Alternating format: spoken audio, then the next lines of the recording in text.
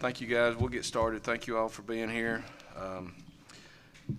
As most of you heard, I was talking with Ms. Watts just a few minutes ago. Let's continue. Let's remember the Austin Nolan family out in the Alexander community. Young man, senior this year, just tragically lost his dad the other day. Went out to trim some trees up and had a heart attack and passed away. So remember, let's remember that family in our prayers as we move ahead. Anybody else have anything? If not, I'll open us up in a word of prayer and we'll move forward. Dear Heavenly Father, we thank you for this day. We thank you for the opportunity you've given us to be here tonight. We just ask that you just continue to wrap your arms of mercy and love around Austin and his family, God. We don't understand sometimes why things happen, but Lord, we know that you're in control and you love us unconditionally, God. And we just thank you for that. And we just asked as we get close to the school years, things start winding down, Lord, we just know that things tend to get a little tense and stressful at times, Lord. We just want to lift up our faculty and our parents, our students, and all employees that we have, God. And we just thank you for our superintendent. We thank you for our central office staff that's prepared this meeting for us tonight, God. We just ask that all decisions made for this school system, Lord, that all systems made bring glory to you and your kingdom, God. We just ask that you continue to be with us, and as we leave after the meeting tonight, Lord, we just ask that you be with us on our way back and for safe travels. And Lord, we just love you and we thank you for all that you do for us. We ask all these things in thy name. Amen. Pledge allegiance to the flag of the United States of America and to the republic for which it stands, one nation, under God, indivisible, with liberty and justice for all.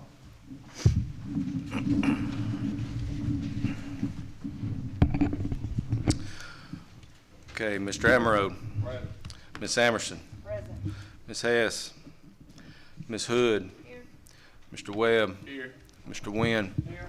Myself, and we do have a quorum. At this time, I will entertain a motion to approve the agenda. Motion. Have a motion, a second. Second. Any questions, comments? All in favor, aye. Aye. All opposed? Motion carries. All right, Mr. President, tonight we have Tori Langley from the Alabama Examiner's Office here to give our review of the state audit. So, Ms. Langley, I'll ask you to come up, and at the podium we have a microphone. And Lance, I believe, just push the bottom button, correct? It's already on.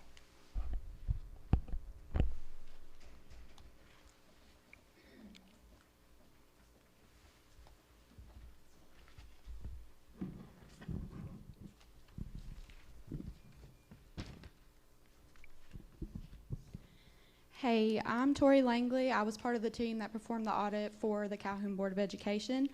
In accordance with provisions of Act 2006-196, Acts of Alabama, commonly referred to as the School Fiscal Accountability Act, I'm here to present our audit report on Calhoun County Board of Education, covering the audit period October 1st, 2022 through September 30th, 2023. This audit was released to the public on March 15th, 2024 on our website. We conducted our audit in accordance with generally accepted auditing standards and government auditing standards for the purpose of rendering an opinion on the financial statements and to determine whether the board complied with applicable financial statements, and to determine whether the board complied with applicable laws and regulations. We also conducted an audit of the board's federal financial assistance programs in accordance with the provisions of Title II U.S. Code of Federal Regulations, Part 200, Uniform Administrative Requirements, Cost Principles, and Audit Requirements for Federal Awards. We issued an unmodified opinion on the board's financial statements as of and for the period September 30th, 2023. This means that the financial statements are presented fairly in accordance with generally accepted accounting principles. We also noted no matters to indicate that the board had not complied in all material respects with applicable laws and regulations. In addition, we issued an unmodified opinion on the board's major federal financial assistance programs. The board's major federal financial assistance programs were the Title I grants to local educational agencies and COVID-19 Education Stabilization Grant. Thank you for allowing me to present this audit report.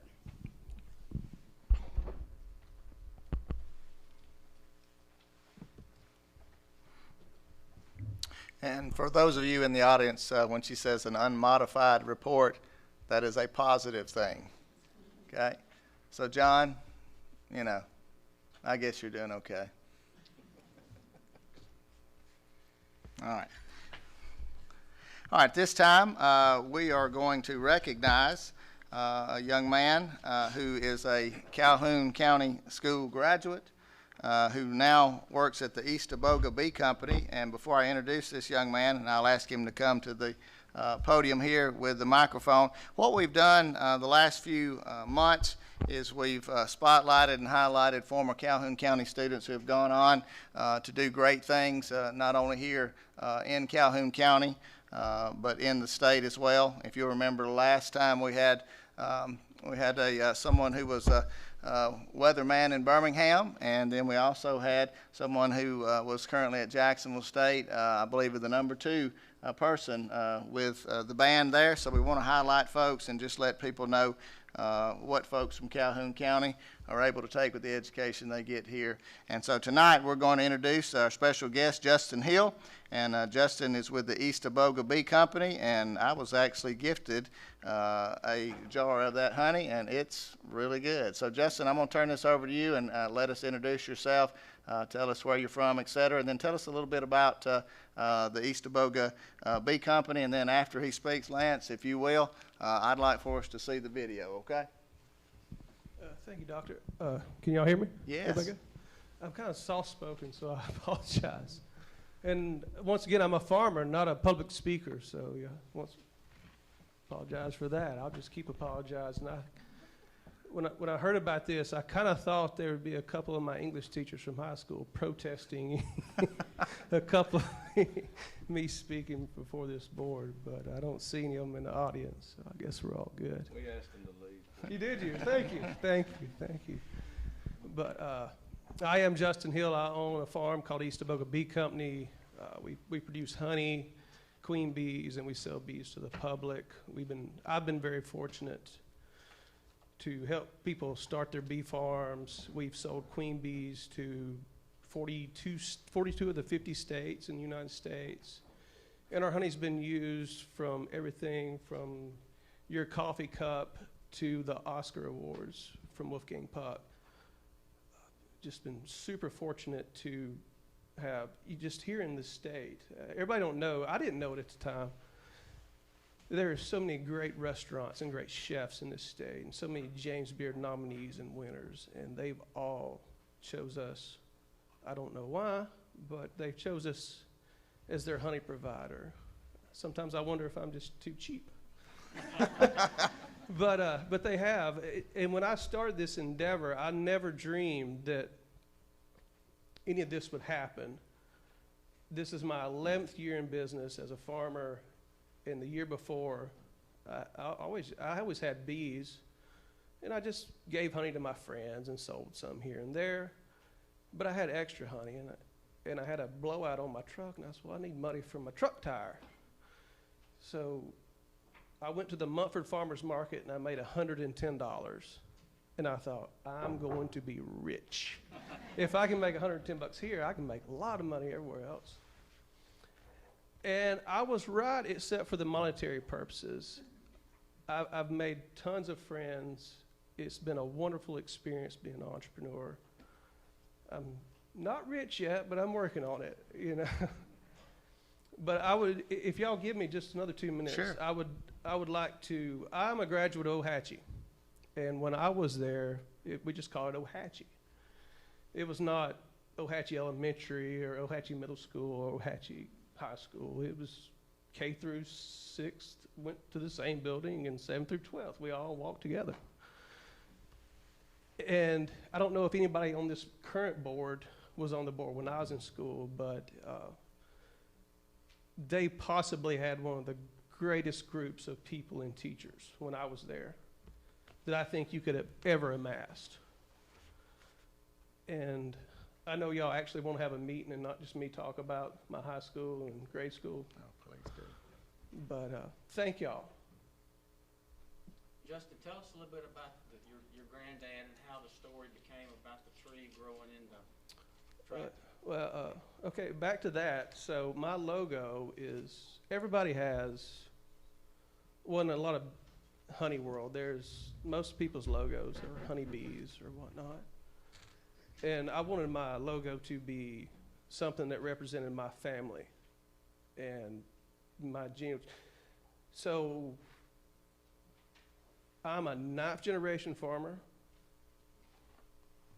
I don't know if we're just dumb or this is all we can do, but we just keep doing it. So, but there was a tractor that belonged to my great-grandfather that broke down when he passed away with a massive heart attack, and that's my logo. And now there's a tree growing through it, so it's, I think it looks cool. Another question? Well, Justin, thank you. We appreciate you coming, and we're going to show a little video now of what Justin does. Thank y'all. Y'all have a great night. God bless. you.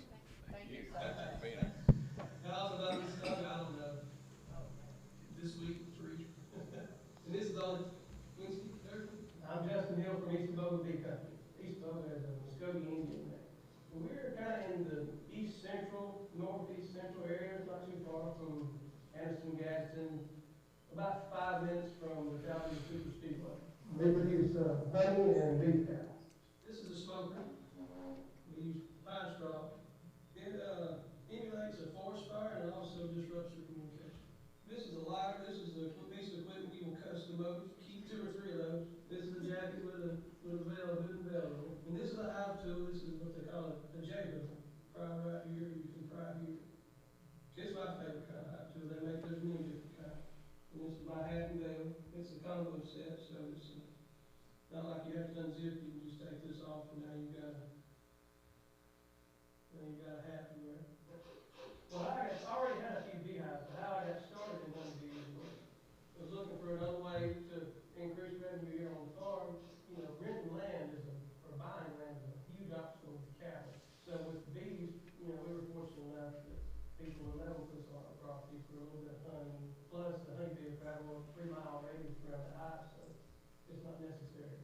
Our primary source is nectar for our bees around here. There's a lot of clover that we planted, you know, for pasture purposes. Plus, there's a lot of threaded hedge and wildflowers. We harvest once a year most of the time. Sometimes you get 2 harvests out of it. In addition to honey, we also have lots of beeswax as a byproduct of producing the honey. So we found several uses for that. We make a leather cream that waterproofs, softens, and conditions any leather product. We also have a wood polish, just brings the old wood back. And then we have lip balms and hand creams. So you can buy them right now online at various farmers markets and specialty boutique stores. There's several people that use our honey and beeswax, mainly mostly restaurants and breweries. Rail Yard in Montgomery uses our honey for their beer, and Sheehaw Brewery in Addison uses our honey. Well, how did we come up with that logo? It was, Watch this. I don't know exactly how it came about, but divided into, I don't know, anyway, it was a good deal. It was actually my great-grandfather's tractor, and when he passed away, it never got moved, so this tree started growing out of it, so that's kind of a homage back to my predecessors, I guess you'd say. All right. Justin, we appreciate you, buddy. And again, we do this just to highlight, you know, what you can do. Calhoun County is a great place to be, and we have many graduates who have gone on to do great things. So, Justin, we appreciate you, and I know he's a proud Ohatchee graduate. At this time, we'll continue our recognition. Mr. Barry Russell from TCI is going to submit our TCI Student of the Month.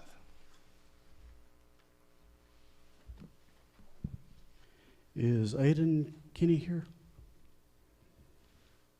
I did not see him walk in. I can go ahead and present, or Absolutely. we can actually take it to the, or I can discuss here and then take it to Sure. the school and present to him actually at the school if that's all right with you guys. Absolutely. Okay. Well, basically, Aiden Kenny would be is our TCI Career Tech Student of the Month for the month of April. We are thrilled to announce Aiden as our Student of the Month. He is a senior at Weaver High School and has been selected as the Career Tech Student of the Month. Aiden has shown exceptional dedication to mechanics, truck driving, and welding. And this has set him apart as an outstanding student. With the plans, he plans to further his education in diesel mechanics at Gadsden State. Aiden aims to realize his dreams in becoming an owner-operator of an 18-wheeler. This award is a testament to Aiden's hard work and passion and determination, and we're very proud to be able to give this award to Aiden. And presenting that, when we do go to present to Aiden at the school, we will actually give a certificate of achievement and a small honorarium to Aiden. Aiden actually would be put into a lot of candidates that are able to apply for a scholarship that is to be given out next month. Thank you, Mr. Russell. At this time, Coach Foster, are you here? Come on up. Coach Foster is going to recognize one of our students from Alexandria High School.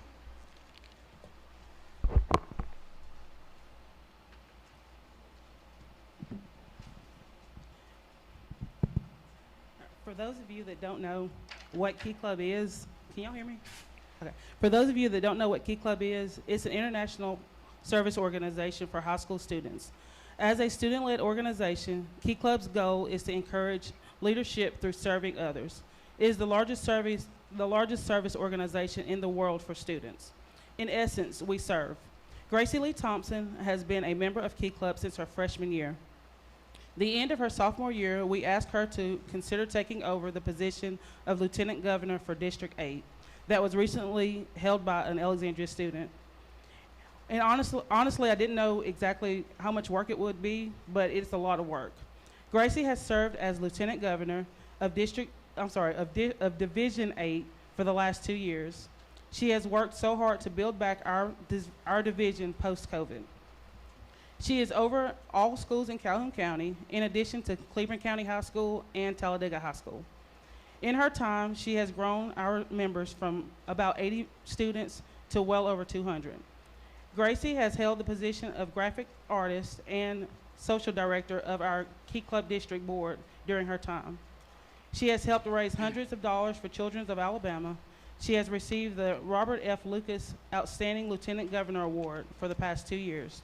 She also received the Governor's Award given by our Key Club Governor, Emma Bronson, a fellow high school senior.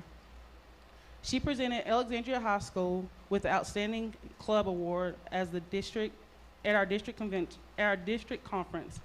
And just today, she received a scholarship from Aniston Kiwanis, who has been a huge asset to Gracie and Key Clubs in the county. Gracie retired as our Lieutenant Governor at our recent district conference. She was the 3rd Lieutenant Governor from Alexandria. Now Alexandria holds its 4th Lieutenant Governor as Bree Peavy was voted in at DECON.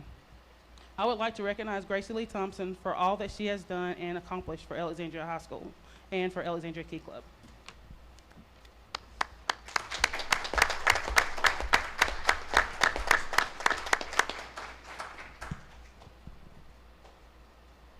And Gracie's going to speak just a little bit about our district conference. Denasia Woods was supposed to speak, but she had a track meet today, so Gracie's going to talk a little about DECON. Hi, y'all. Thank you so much for having me today.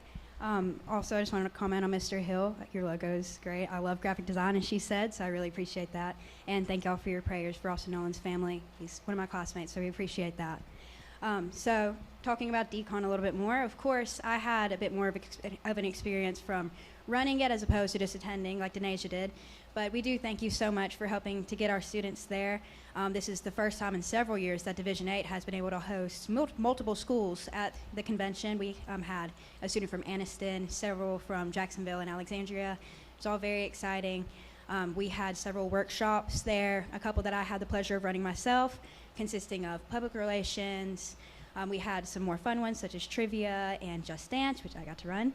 We had things such as public speaking. We had one with our Circle K, which is the college version of Key Club. And just for incoming seniors to decide if they would like to further their service through this organization into the Kiwanis family. And it truly was such an amazing experience for everyone involved. We had the Miss Alabama come speak, and she did a phenomenal job speaking, and it was so cool to hear her experience with service and her heart for it as well that I share. We also had representatives from Children's of Alabama, which I have a huge heart for service for them, come to speak and just garner more interest in raising money for them and the children and families that they serve. We also had several very distinguished Kiwanians come speak, and we were very blessed to hear from them. They do so much for our organization. It was just so good to hear from them. We also hosted some special guests from different states, such as Georgia and Arizona, that got to see some of our Southern hospitality and sportsmanship between our Alabama and Auburn fans. It was very exciting. As she said, I had the pleasure of receiving the Robert F. Lucas Outstanding Lieutenant Governor Award and the Governor's Award from my dear friend Emma Brunson, which I'm so honored to have received. It was truly just such an amazing experience, and I would recommend it to absolutely anybody. If any of you here have children that aren't in Key Club, I would absolutely recommend getting them in it. It's such an amazing experience. Of course, you can get scholarships. It looks great on college resumes. Also, another thing I wanted to speak of while I'm here, we are now trying to go for the first time in Alexandria history to our international convention, which luckily is right down the road in Atlanta this year. So currently we are raising funds. We are trying to get money together because it is a little bit pricey. So I would love to, on another occasion, speak with some of you about possibly helping us fundraise, sponsorship, any businesses, that might be interested in helping us out. One thing that we actually do at ICON, we recognize people who received rewards at our separate district conventions. So I will be recognized for my Robert F. Lucas Award, our talent show. People who have received awards there, they will be recognized. Oratorical competition, all of that will be recognized at International. We also do pin trading, and this year I had the fortune of creating the new district pin. It's our signature pin. It'll stick around for years. I had the Decon pin bestowed on me as well, but for the signature pin, Georgia has one. It's the Coke bottle. The Carolinas has the Golden Keys. And so we wanted to embody Alabama in something that can be pinned onto a lanyard. And so we sat and we thought really hard about it, and we came to the conclusion that that was a jug of Milo sweet tea. So we have the bronze sweet tea jug right here on a lanyard. It's turned out amazing, and we will hopefully get to go to ICON and trade with them and see amazing people from all over the world, from Jamaica, Bermuda, a newest club that opened up in South Africa, meet some of the most amazing people, and actually one of my former board members who is running for international office, we will get to go and support him. So I do thank you for your time and would love to talk to some of you guys further about that, but thank you, and thank you so much for your help to get us to DCON. Thank you.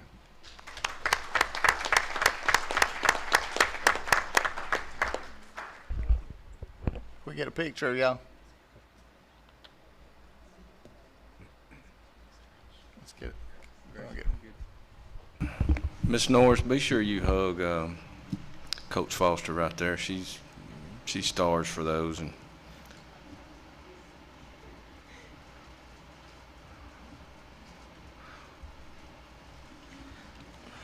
thank you again, Gracie. Real proud of you, baby. All right, next we're going to recognize Greenlee Orman, who is a legislative page at the Alabama House of Representatives, representing Ohatchee High School.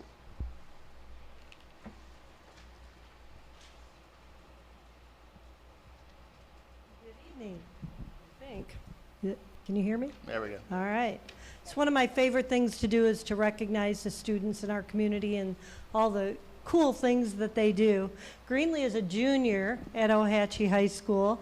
She's already taken, is it 8 dual enrollment classes? She plays both school and travel volleyball, and she plays basketball. She's a go-getter, and she's always looking for ways to advance herself and improve herself in so many ways. And I'm going to give her the opportunity to tell you all about what she did down in Montgomery just recently. Hi, I'm Greenlee Orman from Ohatchee High School. So I was informed about this opportunity through my grandmother, Sheila Field, who is here today with us, and she knows our representative, and she knows that I am very interested in government, and I enjoy meetings. So she heard about it, and she sent it to me. I submitted my application, not really expecting anything of it, and I got accepted. And when I went down there, it was a great experience. I got to pretty much job shadow Randy Wood, our representative for Calhoun County. It's very different than what you might think. I was a page, so I run errands for 3 days. I think I was down there. I run errands, I go to meetings, and pretty much just get to see all the inside inner workings of how bills are passed and the process that it takes to just, I don't know, get them passed. And it's really great. It's super cool how I get to meet so many people from different schools all over the state. Yeah, it was really, really good to go down there and experience it. I made a lot of friends. I did make a lot of friends down there just because, you know, we all have to work together to make sure that everything goes smoothly, because it is chaos, like, in those meetings. And I mean, yeah, it was a really great experience. I'm so blessed to have that opportunity. So, yeah. And Greenlee's one of those people that will be back in a few years to tell you about what she's doing in her life and after she graduates from OHATI. So thank you, Greenlee. Thank you, Green.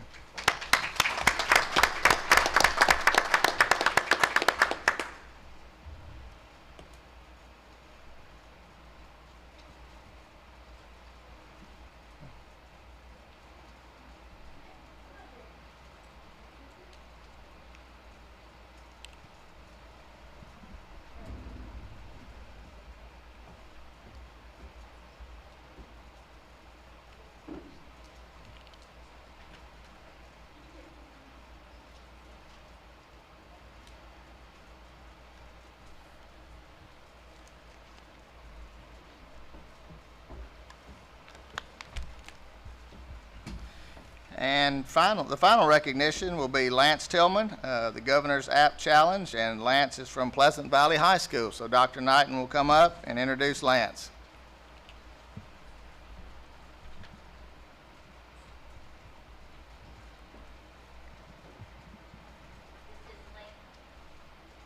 This is Lance Tillman. He is one of our awesome 7th graders at Pleasant Valley High School, and we have here his teacher, Miss Melissa Wolf, and I'm going to let Melissa acknowledge why we have Lance here today, but I want to take a minute to talk about Miss Wolf. Miss Wolf is one of those amazing teachers that is always the first to volunteer when something needs to be done at our school, whether it's working a gate or going to prom or robotics or going to weeks of summer training so that she can be considered certified to teach computer science. So this was Miss Wolf's first class to teach in computer science, and as she's going to share with you, she has had an amazing outcome. So thank you, Miss Wolf, and I'm going to let you talk about Awesome Lance. Thank you. First of all, I want to talk about the app challenge. It's called Alabama Governor's App Challenge. They started it in 2020. And so I did robotics in the fall. We're on a block schedule. And so computer science didn't start till the second block. And I went this past summer to be trained in not only the high school, but I also got trained in the middle school. So I was there for 2 weeks in my summer. And so when we came back and we started our computer science back, right back from Christmas break, I presented it. I said, do y'all want to try to do this app challenge? And I brought it here so I could tell you, it was due January the 12th. And he had to not only come up with an app, code it, come up with an app, but he also had to learn how to download a video and actually tape himself showing the app on YouTube, which Lance had never coded before, and he never did that in a YouTube video before either. So everything was brand new, and it was brand new to me too. So I was having to teach him all of those skills in just a couple of days because they all wanted to do it, of course. So at first he had a couple of people with him, but they were kind of messing around. So I said, you're kicked off. Lance is going to be by himself. So when we went actually to the competition, you know, there was many groups. He was one of not very many just single people there. And Lance is a 13-year-old 7th grader. So that's another amazing thing. So we had, well, like I said, pretty much it was a total of 13 days at school to do all of this. And it was a lot.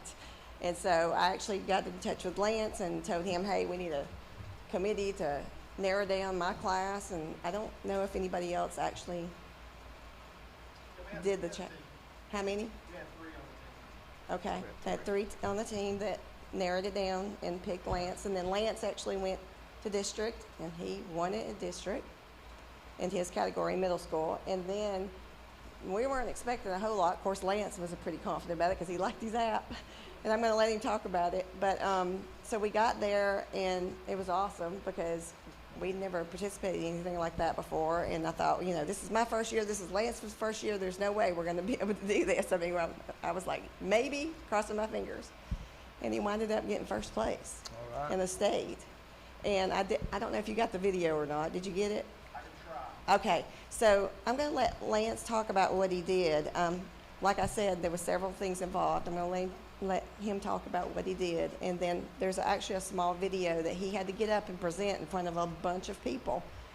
And so I'm really proud of him, really proud of him. So this is Lance Tillman. Good afternoon, everybody. I'm Lance Tillman, and it's an honor to be here. So as she said, I made an app. It's called BioLearner, and we had to present this over a ton of people at Montgomery, which is the capital of the state.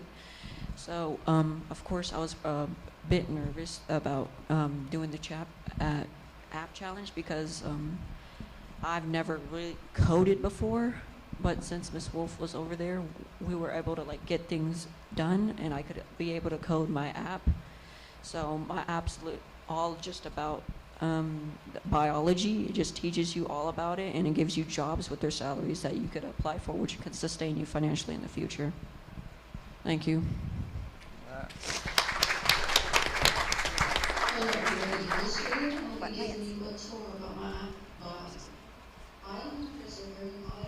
Users need info about her designs and the jobs, what salaries the user can apply for.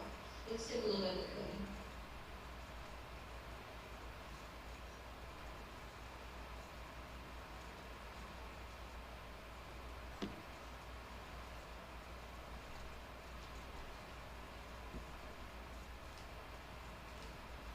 coding. Okay. Now, let's click the green folder and begin. Go right into the second screen where it shows you 6 buttons, one of which is a back button, which brings you back to the main menu. These 4 buttons that are in blue, red, green, and yellow will teach you about that certain subject, like oceanography will teach you about oceanography, and so on.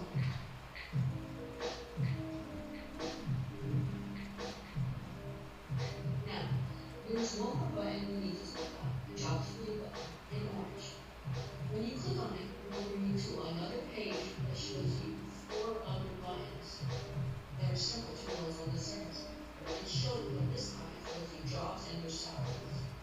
Now press the back button if you want to go back to the second screen. But for now, we're going to show you the jobs, and what we click on the second page. We'll show you for oceanography, life science, agriculture, and biology. I believe that BioLearner can be a very successful app for those who need to know about earth science and the jobs that could potentially be hired for.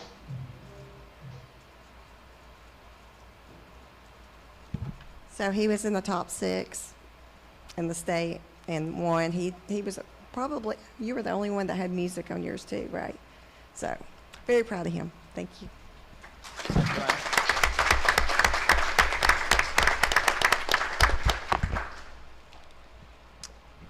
And let me say this. I know when we have recognitions, it does take a few minutes, but we certainly appreciate those former graduates who've come back to tell us what they're doing.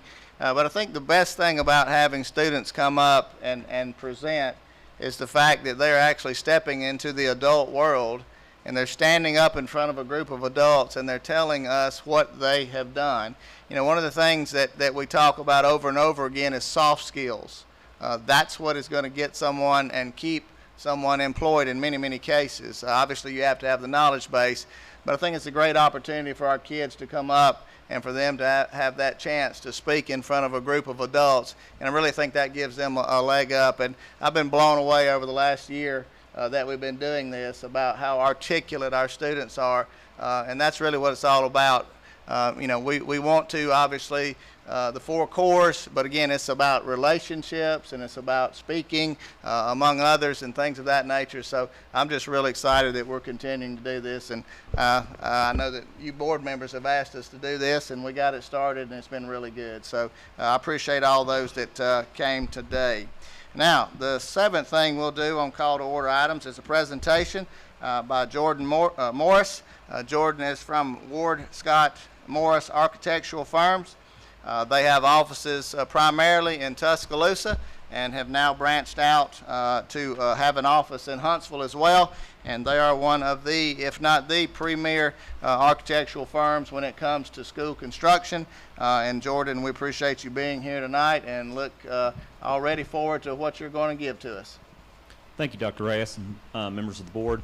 Always appreciate you all taking the time to hear what we have to say. We came and presented to you last summer.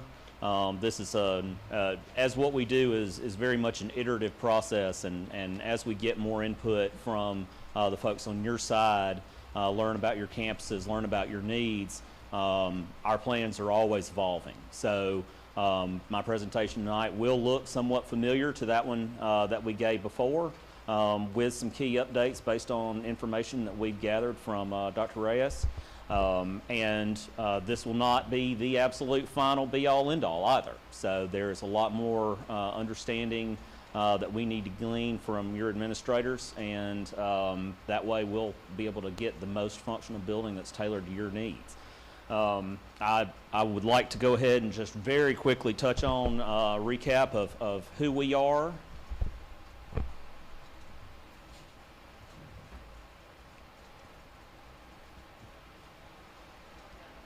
Is it on the side? Is it green? It is.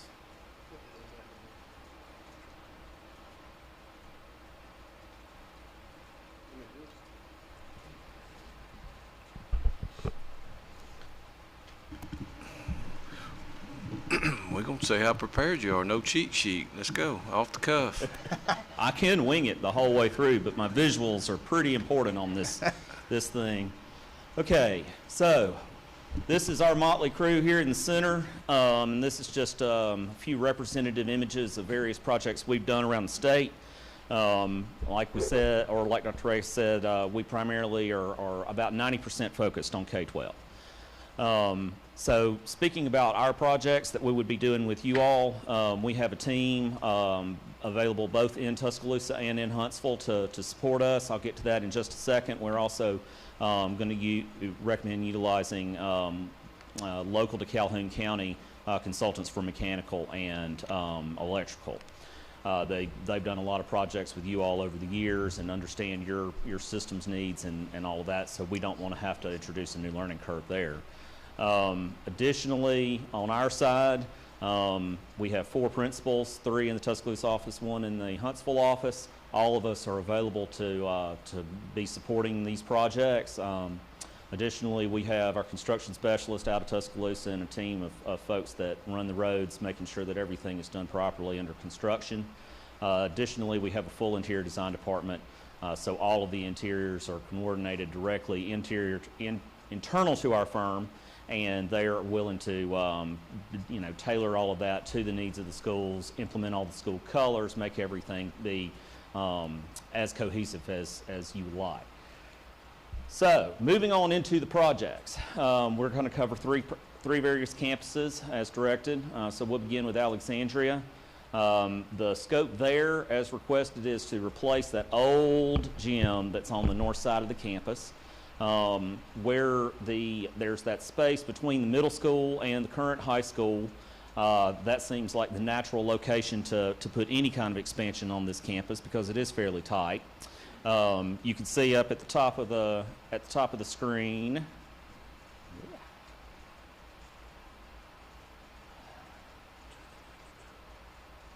You can see at the top of the screen that you have the old gym that would be removed, and we would be locating just south of the existing high school. The scope here, as recommended and directed, would be a 525-seat auxiliary gymnasium. This would include locker rooms and restrooms and bleachers, so this would allow tournament play, but it would not be a full competition gym with locker rooms for officials or anything like that. All of those official AHSAA games would still be in the existing gym.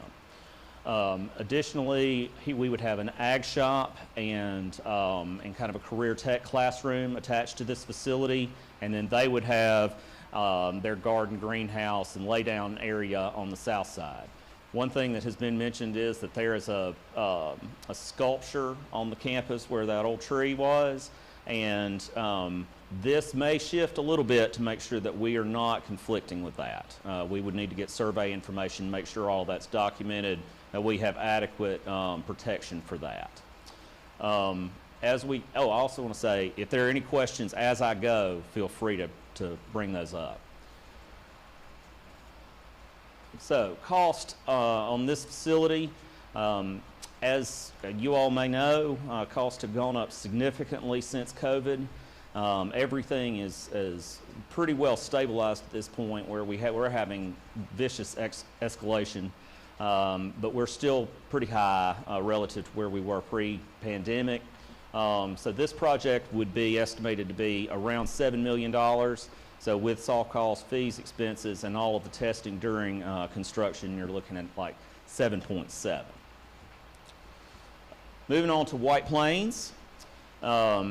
This would be a holistic campus improvement over at White Plains, affecting both the elementary school, the middle school, and then adding a competition gym. So we'll go through each of these portions one by one. You can see that we're doing a lot kind of sprinkled around in these facilities. At the elementary school, we're proposing a 16 classroom addition, so that would be approximately room for 350 more students in that facility. That would include restrooms for that wing. The new code requires that you have a storm shelter that is available to protect the students that are in those facilities. So this entire section right here of 11 classrooms plus a restroom block is going to be a storm shelter. So it would be fully hardened, concrete block, protected doors and windows, all of that for that portion of this campus, and then it would serve the students that we're theoretically adding here. It's also sized. Oftentimes you can get a lot more in there than the code allows or requires. So hopefully that would cover this entire facility based on their plan. Additionally, there is a dire need for additional activity room space. So we're proposing effectively doubling the size of that activity room in that facility. And finally, there is a need for some additional lunchroom space. So there's not a lot of room between the parking area and drive for that, but we are able to get about another 12 to 1,500 square feet, so enough room for probably another 100 seats worth of capacity in there. Moving on to the middle and high school portion in the center, there is no addition here. However, that building does not contain any real working science labs. So there would be a proposal to go in and gut 2 classrooms, combine them into a full-blown Axis type working lab with the demonstration desk, the working desk with water, and all of the full support facilities, prep room, all of that. And finally, there would be a competition gym with 1,000 seats. And additionally, there would be a weight room attached to that. Also, we would have an agri-science shop and classroom here, band hall, choral room, and all of that would be on the east side of the campus. Additionally, with all of their lay down, there is a separate drive off of Rainbow that would allow all of that kind of stuff associated with agri-science to be separated from the traffic pattern of the rest of the campus.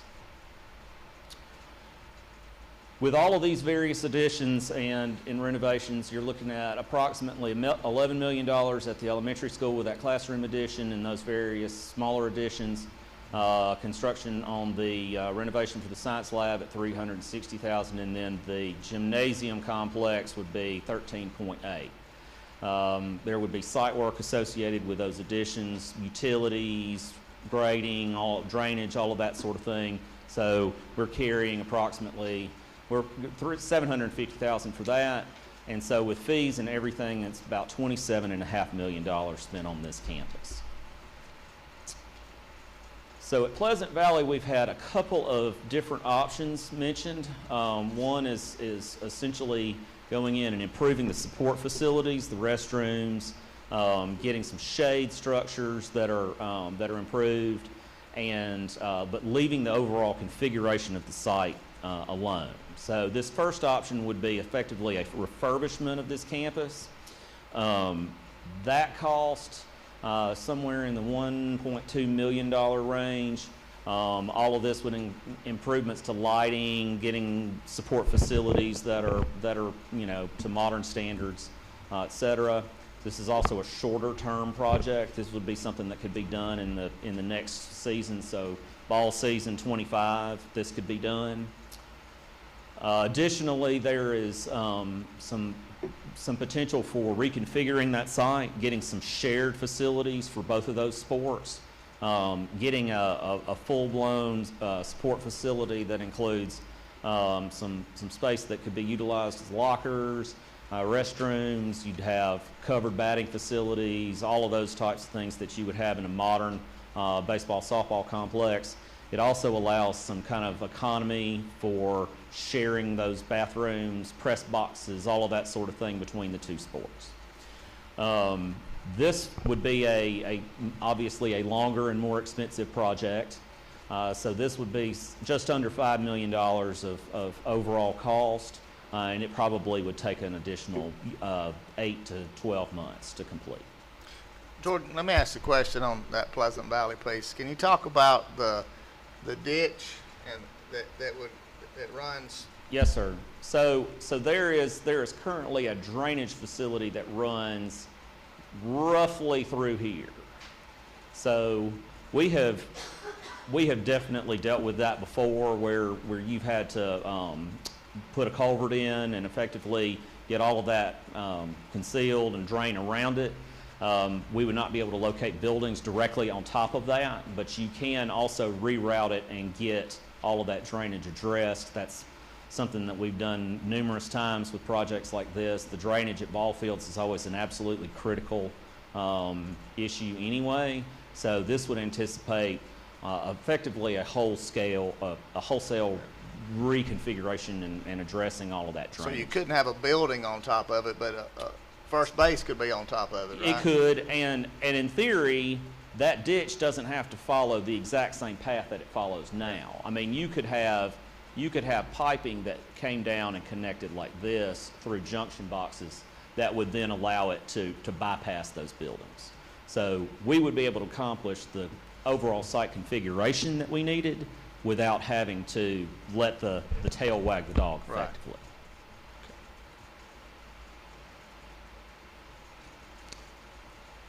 So schedule-wise, these are some pretty rough schedules, and there's a lot of information on this page because by the time I started doing 3 different projects on 3 different campuses, tracking 3 different ways, it started to get a little bit into the weeds. But effectively, the information that you're going to be interested in is kind of down in here as to when you would be able to be into these facilities. So looking at Alexandria, you're probably looking at somewhere around early 26. That project's probably around a 12-month or so construction period, and between our drawing it, getting the submittals to the state, going through a pre-construction a pre-qual process, getting all of the contracts executed, all the bidding and everything like that, that's what we would be looking at. Everybody always thinks that it takes us so long to get things drawn, and we always have a 3-month period where we have to go through all of that pre-qualification, drawing approval at the state, and then the bid process. So that always ends up eating up a lot of time.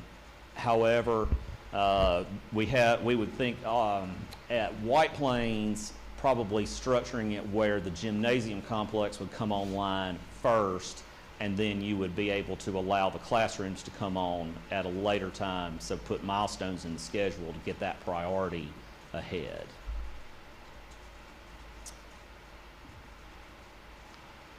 I've included some sample projects here that I can speak about. You don't need to hear anything really more about me, so unless there are any other additional questions, then I can allow this to conclude my presentation. So Jordan, that timeline was if we started April, May. Yes, sir. Okay. And then we would take that timeline. If it was June, July, or July, August, we'd just move it back down. Okay. Yes, sir. Absolutely. There is there's some play in the overall construction duration that might adjust a little bit by a couple of months or so, potentially based on the scope, were it to change any during design. Sure. And what I discussed with Justin, and I've talked with Andy about this as well. Summer and Tony and I have talked about it. You know, one of the things about the White Plains campus is that what you didn't see in our conversations are, well, you know, we have a baseball, softball complex at White Plains that at one time it was thought the high school and baseball and softball would be there as well. And so what we thought is external of what Jordan and Ward Scott Morris is doing is that if it's going to take a 2-year process to get all that completed, you know, we then could look at, let's try to get that softball field ready, you know, in a year, and then get the baseball field ready, and then look at potentially doing some type of practice field for football where we could get all of our athletes by the time this whole thing was done. You know, let's see if we can't get them all down there, and then potentially only play football on Friday nights at the stadium. You know, we talked about, I asked Jordan before, I said, Jordan, a good 4A, a good quality 4A high school football stadium, and he said $12–15 million.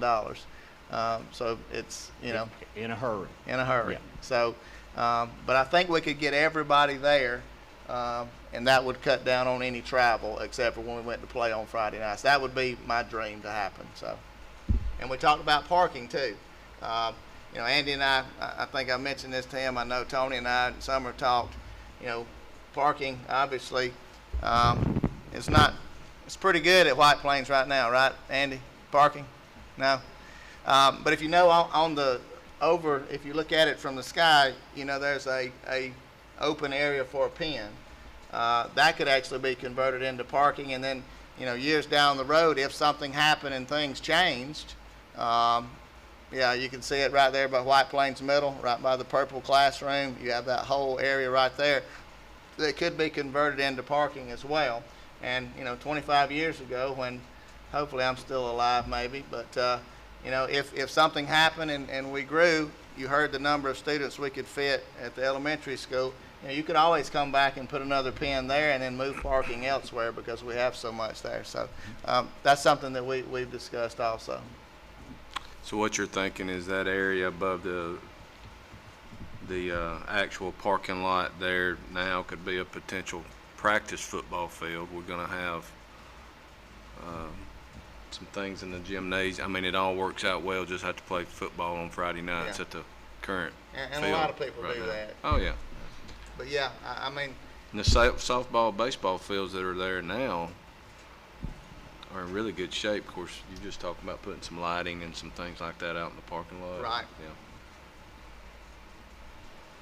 That you mentioned storm shelter. Will that handle every child in that elementary building?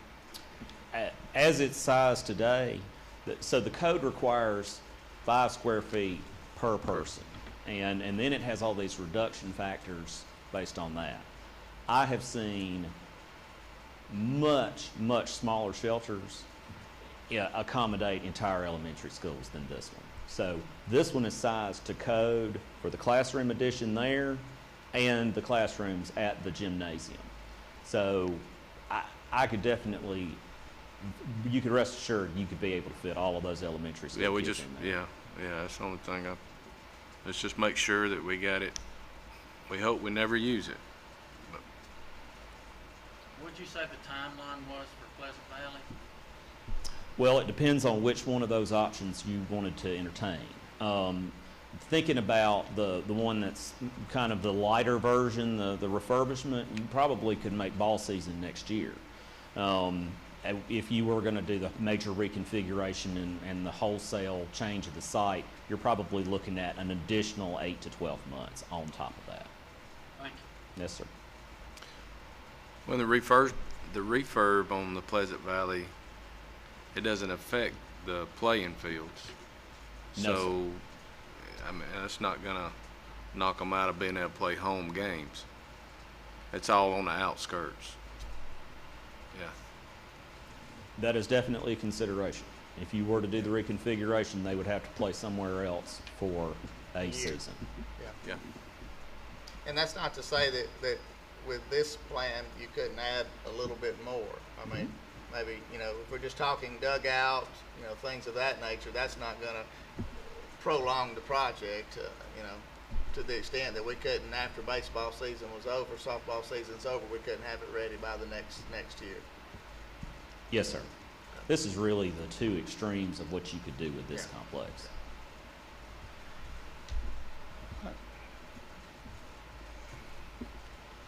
All right, I don't think there's any other questions, Jordan, so we appreciate you coming and giving us that information.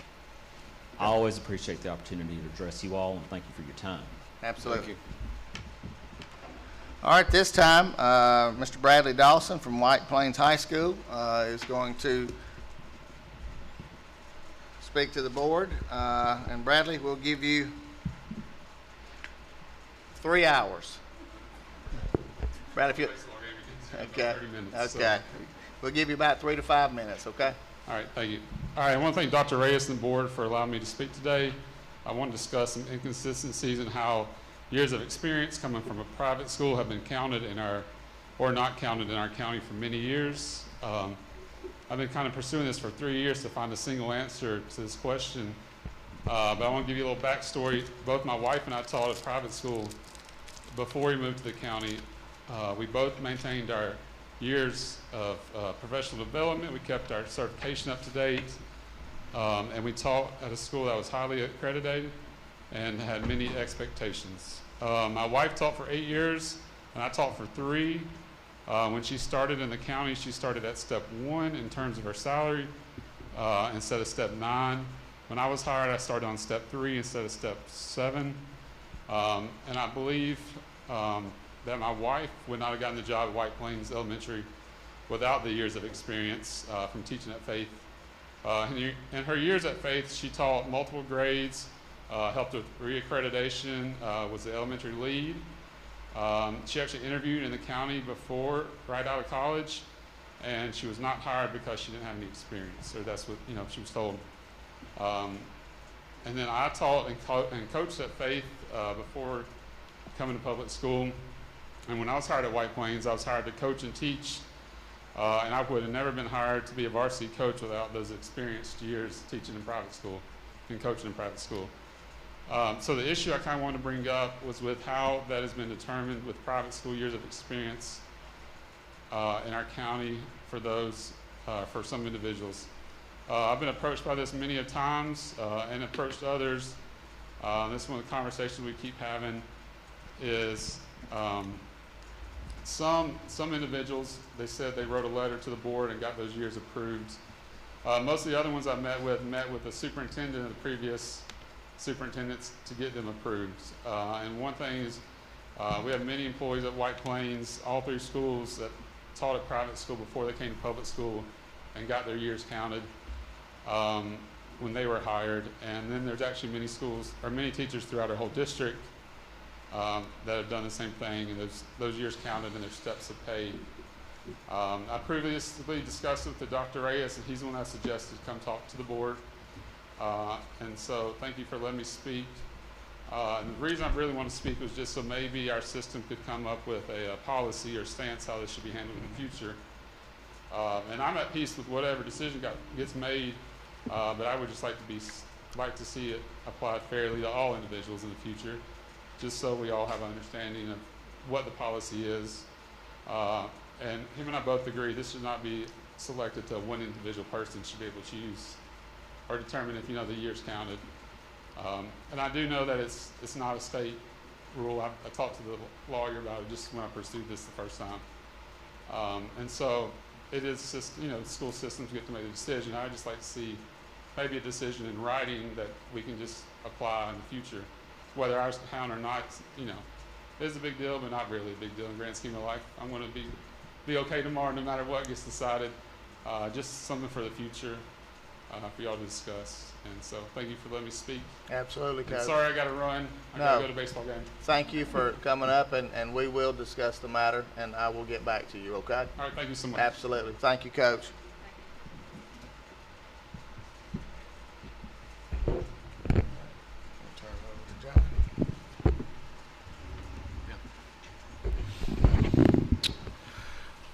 Okay. Again, thank you, Mr. Dawson, and all the others that came to speak. At this time, we'll turn it over to our Chief School Financial Officer, Mr. John Godwin. Financial statements and other financial reports through the month of February 2024. Exhibit F1A, a balance sheet reflecting as of February 29th cash and cash equivalents totaling right at $57 million, which have all properly been reconciled to the corresponding bank statements. Investments and related receivables on the balance sheet totaled right at $15.4 million at cost basis. An account overview and a portfolio analysis are provided on page 11 and 12. Differences between the balance sheet and account statement being a net unrealized gain of $347,000. Our money market mutual fund account has realized $604,000 in revenue for the fiscal year so far. Exhibit F2A is a combined operations report, revenue versus expenditure report, identifying all major revenues by fund, source, and type, and expenditures by the same fund, type, and program function. Exhibits F3, A, B, and C are those operations compared to the amended budget for the year.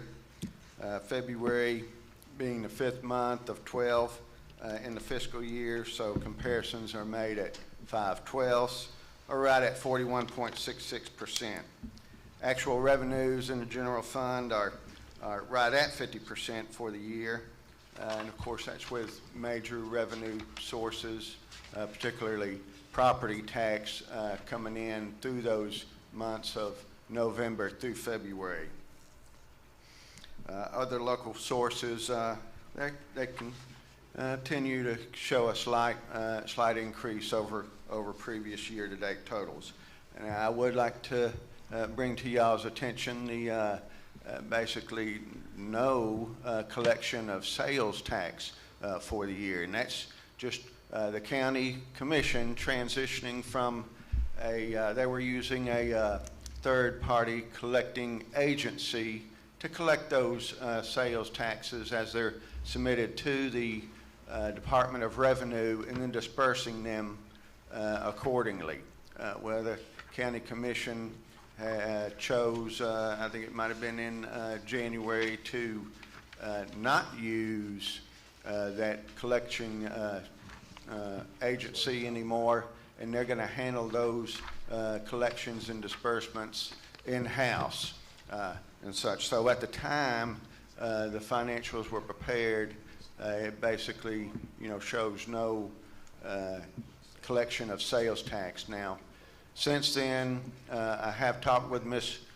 Wood at the county commission, and evidently Ms. Burt was allowed to come to town and get some fixing up victuals, so they will be having some sales tax collection. I'll take Officer Reeves tomorrow morning, and we'll go pick up the check from downtown there. So I believe everything is good. What they projected does look in line with our normal monthly collections. So, but we'll just keep an eye on it, and they were more than welcome to work with us on that and provide us all the information that was requested. Actual expenditures in all categories are right at 42% for the year, mostly in line with the budget. General funds ending fund balance is sitting right at 37.8 at the end of February, which equates to a 4.85 months reserve. Projected fund balance report is provided on page 24 and then accounts payable checks were issued for the month right at $2 million, and payroll totals were right at $6.5 million for the month of February. Any questions or concerns regarding the financial statements and/or information?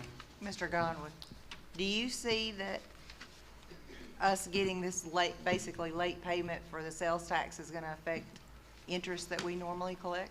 It will have a minor effect on interest earnings for those, a couple of weeks that we did not collect. I don't think it'll be anything substantial, and they, I'll see that, I believe that we will see a more timely collection. It was just a transition period, but we will keep an eye on that. But yeah, anytime that you don't have those funds in your account to earn any interest, yeah, you will see some, but I don't think it'll be anything dramatic. You want me to send them a bill for? Yeah, I would like for you to send them a bill for the interest for, yeah.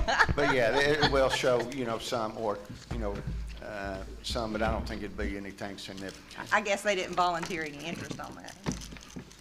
They did not volunteer. If there's no questions, further questions on the financials, I did want to remind y'all and others that the statement of economic interests report is due to the Ethics Commission. So if we can get those processed, submitted by the end of the month, that would be great. That's pretty much a personal issue. But yeah, I'll send out a reminder also, and we may have a co-worker that might need some assistance with that if anybody cares to offer assistance once y'all get y'all submitted. The audit report, yes, it was a good, clean audit report, and that's not just a reflection of myself, that is a reflection of the entire district, because all funds are included in that audit. They mentioned some certain federal programs that they isolate in audit specifically, but local school funds are in that audit. Child nutrition funds are included in that audit. So it truly is a district-wide audit and effort, and I'm most thankful for everybody, the way that they handle certain issues throughout the district. So many thanks to everybody. Thank you, Mr. Goldman. Anything else asked of me? If Mr. Reeves is going to be involved, where's he at? Back there in the back? Oh, it's good. I don't mind driving a getaway car as long as, is Miss Lee still here? Is that who I see sitting behind Miss Thompson there? Yeah. You still practicing law, right? Well, good. I may need to stay after. I may need to hire you as my personal attorney if I got to hang out with those guys. But no, thank you for a job well done, as always. But I don't mind going down there with you and collecting that what was it, Miss Emerson, 500 plus Oh, on the. from the county commission? From the county commission, Yeah. I would say so. We Yeah. need to tack on that interest. Yeah, yeah, it's gotta be worth something. And for the record, the ethics thing, you were talking about a premier employee there sitting behind you against the white wall, maybe? I didn't name no names. Okay.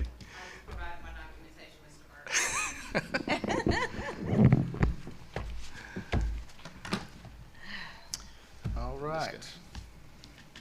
And let me also mention, Mr. Godwin did a session with the APs today. It's about 40 minutes. He did a session with the principals last week during our meetings.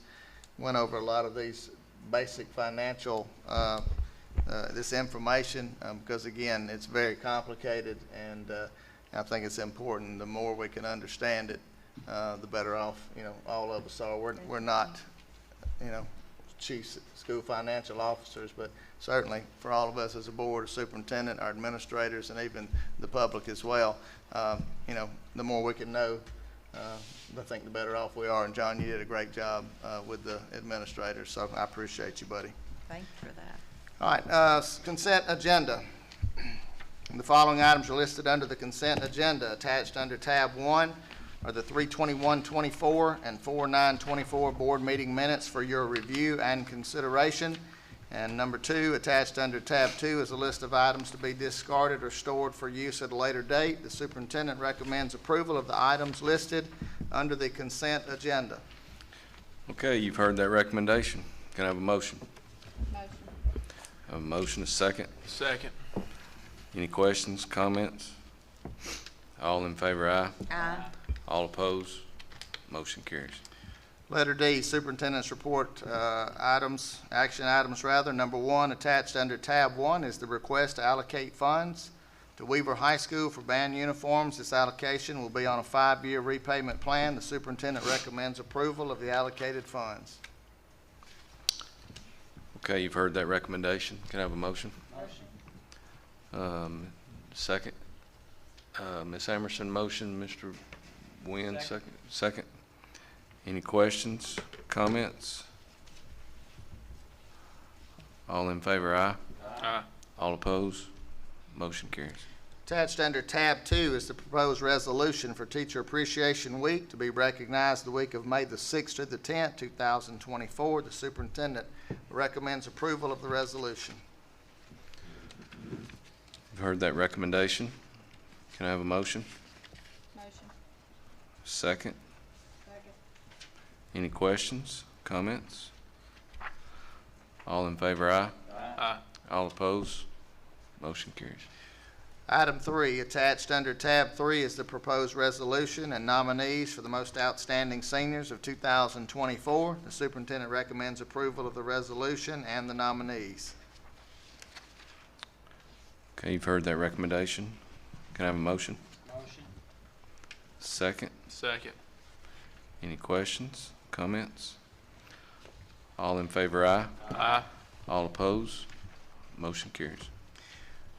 Items 4 and 5, if you have any questions, Allison, I believe, is here. Allison, will you wave at me? There you are. I put my glasses on. If you have any questions, she's here to answer those. Item 4, attached under tab 4 is the MOU with the Quality of Life Health Services for student health screenings. The superintendent recommends approval of the MOU.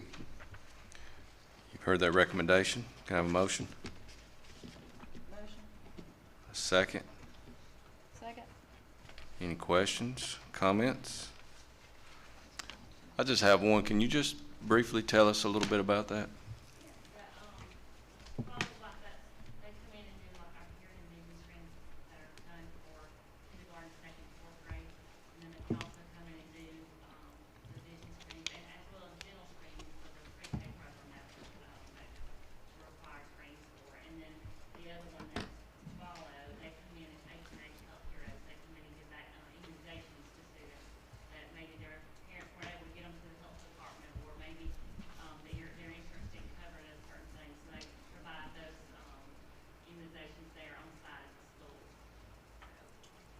Also where they do like their vision and all that? Yes.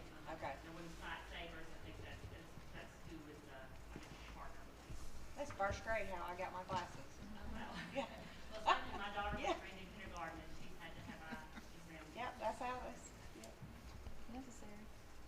Thank you, Ms. Morgan. All in favor, aye? Aye. All opposed? Motion carries. Item 5, attached under tab 5 is the MOU with the HNH Immunizations Incorporated for student flu vaccines and other needed immunizations. The superintendent recommends approval of the MOU. You've heard that recommendation. Can I have a motion? Motion. Second. Second. Any questions, comments? I have a comment. Ms. Morgan, I think it's important again to say that when people hear vaccines, those are not forced vaccines. Let's make sure we say that.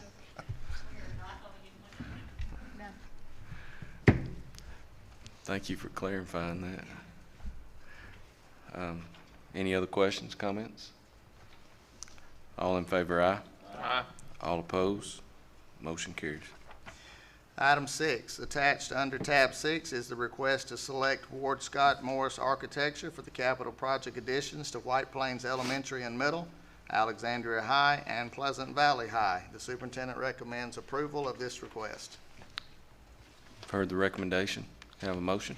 Motion. Second. Second. Any questions, comments? All in favor, aye? Aye. All opposed? Motion carries. Excuse me. Attached under tab 7 is the request for additional coaching supplements for spring sports to be paid by the Welborn Booster Club. The superintendent recommends approval of the supplements. And these are paid by Welborn? Yes, ma'am. Okay. You've heard that recommendation. Can I have a motion? Motion. Second. Second. Any questions, comments? All in favor, aye? Aye. All opposed? Motion carries. And item 8, attached, I'll- oh, excuse me. One thing, if you'll just mark for the record, I'll abstain from that vote. All right, item 8, attached under tab 8 is the proposed teacher apprenticeship program. The superintendent recommends approval of the program. Heard that recommendation. Can I have a motion? Motion. Second. Second. Any questions, comments? Dr. Reyes, you want to? Yep, I do have a comment on that. Basically, the Alabama Office of Apprenticeship has started a program where paraprofessionals who have a certain number of hours of college credit courses can actually apply to be an apprentice. What that will do is that individual, once accepted by the program and then accepted by us and other boards of education, it's not an automatic.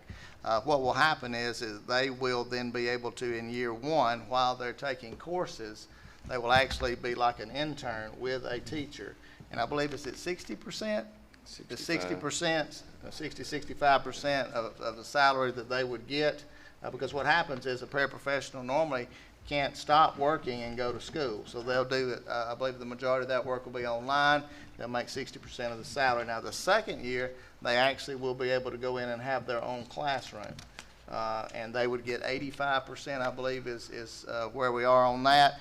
We can apply for up to 2 apprentices, and they will pay, not, is it the majority, Tony? $40,000 total to go towards that. Obviously, and we actually have a meeting, Tony Summer and I, Ms. Bonds and Ms. England will meet in the morning, because obviously we can't do 100 apprentices or 50. You know, we'll do a few. We've talked about 3 or 4. And again, so what we're trying to do, and what the whole goal of the AOA is this, we're trying to grow some of our own teachers. We know we have a teacher shortage. The AOA knows that. And so what we're trying to do is grow our own teachers here. And we have a lot of people that are interested. Unfortunately, we won't be able to take them all, but we will be making some selections shortly. So that's what that is. And so and the state will pay what? 40,000. We can only get up to 2. Obviously, that would not cover. You know, it would cover potentially 1. But obviously what we want to do is we want to grow them and keep them. And we actually have talked about having them sign some type of MOU where that they know that if we're going to invest in them, then they will have to come back and invest a certain number. You know, I think normally maybe people do 3 to 5 years is what they put on a MOU. So we certainly don't want to train them here and send them somewhere else. So Well, I'm glad to see we've got some interest, a lot of interest. We What, do. what would be the selection process, I guess? I mean, That's- have y'all thought about, well, that's what you're kinda talking what about we, what we more. talked about, but clearly, I think for us, and if I misspeak, you please tell me, but I think it's clearly going to be those areas that we have the most difficult time filling. And they don't do all of them now. It's ELA, social science, and special ed, elementary. Not special ed yet? Okay. Okay, and pre-K. Elementary, secondary social science, and secondary ELA. But they will be expanding. I mean, I don't see how they can. So, All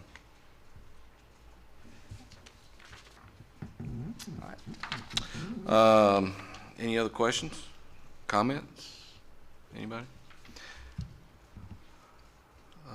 All in favor, aye? Aye. All opposed? Motion carries. all right, item 9, personnel sheets are enclosed under tab 9 and 9A for your review and consideration. First, the superintendent recommends approval of the personnel items listed under tab 9.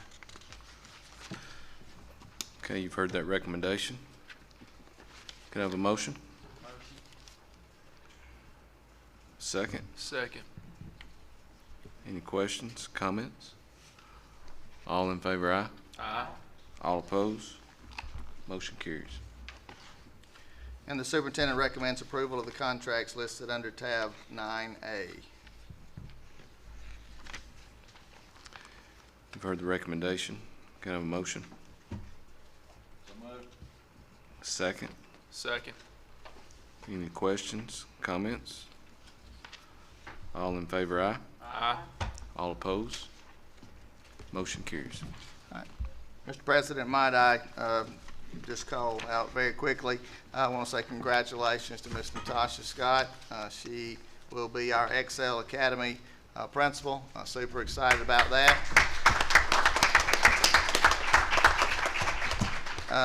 Most of us are too young to remember this, but Natasha actually started the virtual program basically here. So again, most of us are way too young to remember when she did that. But I think it's going to be a great fit, and I know Tony oversees that a good bit. Dr. Callaway does and as well, and I think both those gentlemen are super excited about that. Amy Bunn will be coming back to Sachs Elementary, and so she's crying because, but happy for the opportunity for Natasha. So it's always tough when you lose a good assistant, but Amy's doing a great job. And Melanie could not be here tonight, Miss Brooks, but we're looking forward to what she's going to continue to do out at the Career Tech Center. And she sends her best, but had a child care issue, so she had to take care of that, but she sends her very best. So I did want to just point that out, and Melanie wasn't here, and she sends her apologies. Okay. Anybody have anything before we adjourn? Best of luck to our baseball, I think Alexandria, Walker Welborn, and White Plains. Yep. First round this weekend. And I want to thank Dr. Dykes for cutting my hair down. I can hear. Okay. Is that, did I read that right, that this is the first time in 10 years White Plains has been?